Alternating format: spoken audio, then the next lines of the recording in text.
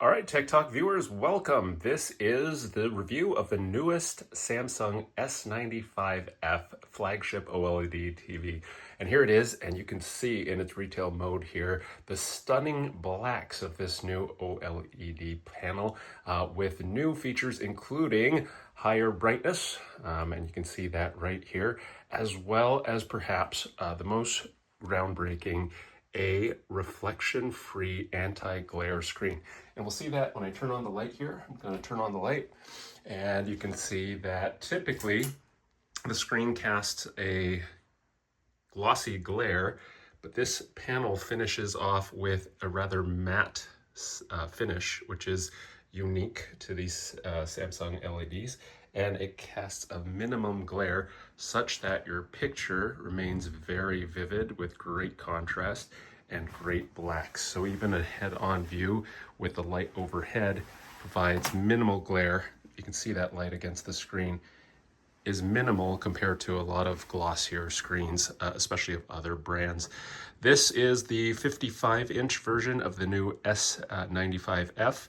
And this TV, the innards are upgraded with increased processing power, up to multiple times more AI processing power, as well as that's the new focus of a lot of these chips, so that using AI technology, the image can be rendered even prettier by Samsung here. So one thing that is really nice about this screen as well is that it has upgraded refresh rate up to 165 hertz. So any gaming and any high frame rate video would be displayed nicer for a flicker-free finish here.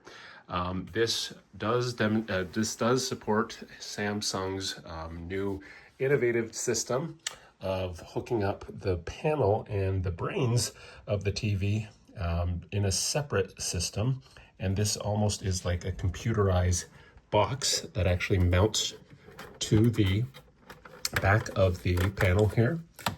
And what you can see is that this whole interface here is kind of the processing unit, and there is a longer cable that allows you to run this and actually hide this for wall mounting or not directly putting it on the back of the screen. One thing I don't like about this design, however, is that it is a little clunkier. There is this interface cord that goes from the TV to this unit, but this unit holds all of the HDMI and plugins here, and it lives on this slanted bracket. The bracket itself is my major gripe because this is mounted at a, what you can see, this is like a 45-degree angle. This does require you, as you install the mounting bracket, to have the TV placed on a flat surface with an overhang. Traditionally, you could do this on the actual box itself, but I recommend a table or a bed and something to protect the surface of the screen, just because this mounting bracket, the base mount, will have to have a lip to overhang. And then the screw-in plate on the back of the TV does require you to put these machine screws at about a 30-degree angle. And unless you put it exactly at the right angle while it's trying to kind of slip off too due to gravity, the threads won't line up. Don't over torque them. Be patient. Find the perfect tilt and angle so those threads line up. Unfortunately, they'll go in once you reach that angle, but that took about 15 minutes for us actually to even find that angle. A couple new features that are demonstrated in this TV are new real-time translation. And I thought that was kind of a nifty feature. I don't have the ability to test that out right now just because I don't usually have any content that's foreign. But you know what? Let's try finding something on YouTube and seeing if it actually works, translating Chinese to English. So we ran into a little snag with Live Translate. This only works for features for broadcast that provide subtitles via antenna.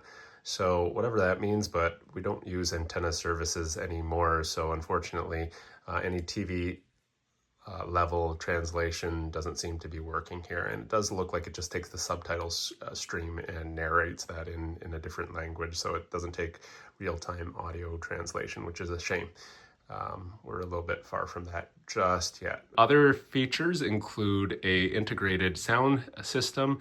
It looks like they're copying some of their competitors by having a symphony mode where if you do have a sound bar, the sound bar can augment with the actual TV speakers itself, providing multiple sources of spatial audio.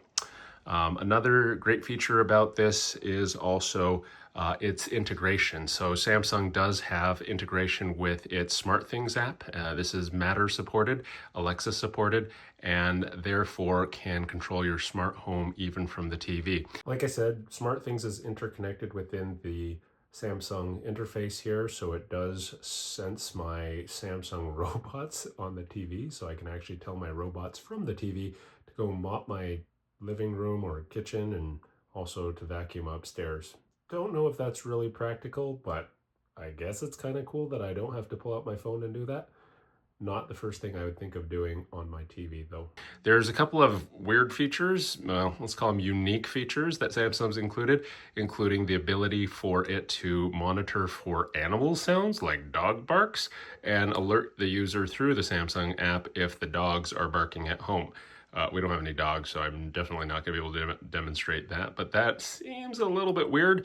Pet owners out there, tell me if that's actually valuable. There is one thing that we don't like so much about this is a display board. It has like a status board of the date, the weather, and whatnot, and it can turn on spontaneously just by motion detection or person detection. So this is in our bedroom, and unfortunately that sensitivity was too high that any movement on the bed basically woken up the screen. Now you can reduce that sensitivity, but for privacy issues and whatnot, we did turn that off. That was a nice concept, but again, more of a feature that was less useful than beneficial.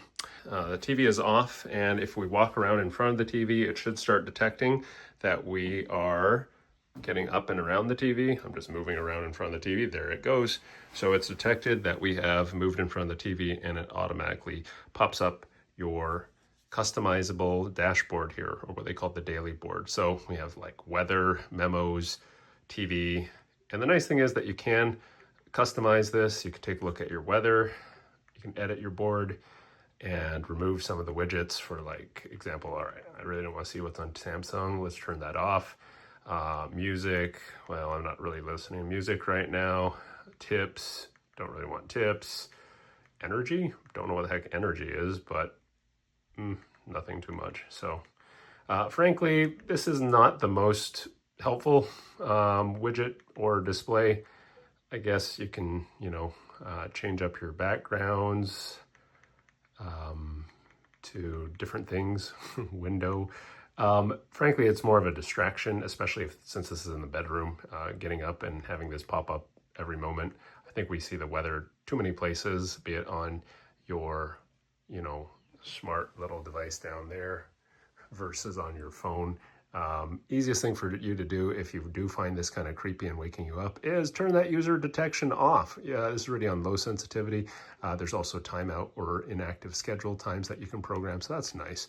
But again, turning that off with no user detection is helpful, just so that it doesn't keep waking up in the middle of the night when you get up and now all of a sudden it's telling you it's 3 a.m. and the TV's on. And it's rather bright, given these new awesome pixels. One thing that Samsung has continued with prior generations of devices is a new lightweight remote control with, again, voice-activated features, as well as a solar charger. This has a USB-C that can also be a source of charging, but if you leave this upside down in the sun, it can also keep this charged.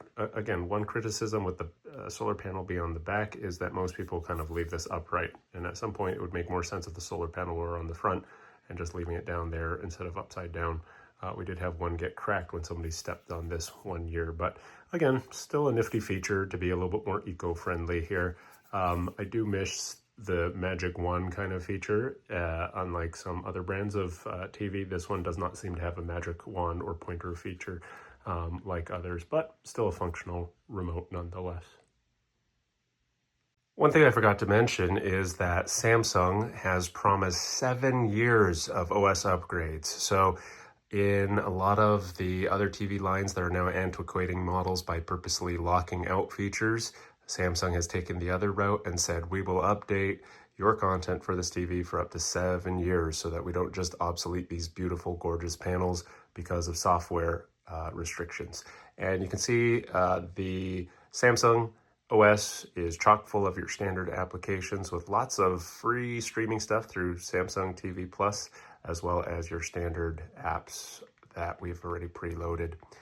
So everything that you would expect, including internet browser and also streaming game options as well.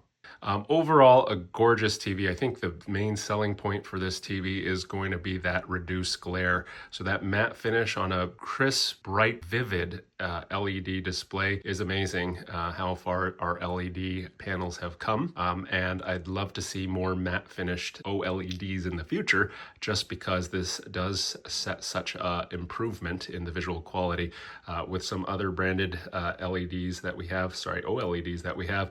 On dark scenes, it does catch a lot of reflection, especially from sunlight, and then also the reflective glass also is not perfectly finished, so there is some warping actually at the surface. None of those visual features are apparent here, as this has a beautiful flat finish and wide viewing angles too. So as soon as this video starts again, you'll see that you have virtually really wide viewing angles that were unheard of during LED times, or basically LCD times, where viewing angles were restricted. And again, perfect blacks, because the OLEDs turn off pixels basically, right? So instead of having a backlight, OLEDs are black, so you have perfect blacks and very bright colors. All right, folks, well, that is our review of the brand new S95F Samsung OLED TV series for the 2025 refresh cycle here. Available in multiple sizes. This one is the 55-inch, fits perfectly in our bedroom here. And beautiful screen, innovative new features, higher processing power, smooth and seamless interface, and probably the nicest thing is a promise that they will support this for the next 7 years, which is wonderful. So with OS upgrades, hopefully that can allow this to be future-proof, and this panel being a gorgeous, again, glare-free or minimal glare uniform panel is one of the best new selling features of the S95F by Samsung. Thanks for watching. Leave your comments in the comment section below. I also ask any questions. I'll try to answer them the best we can. Check out other tech reviews at TechTalk at the Chan Clan Life, and thanks for watching. Subscribe.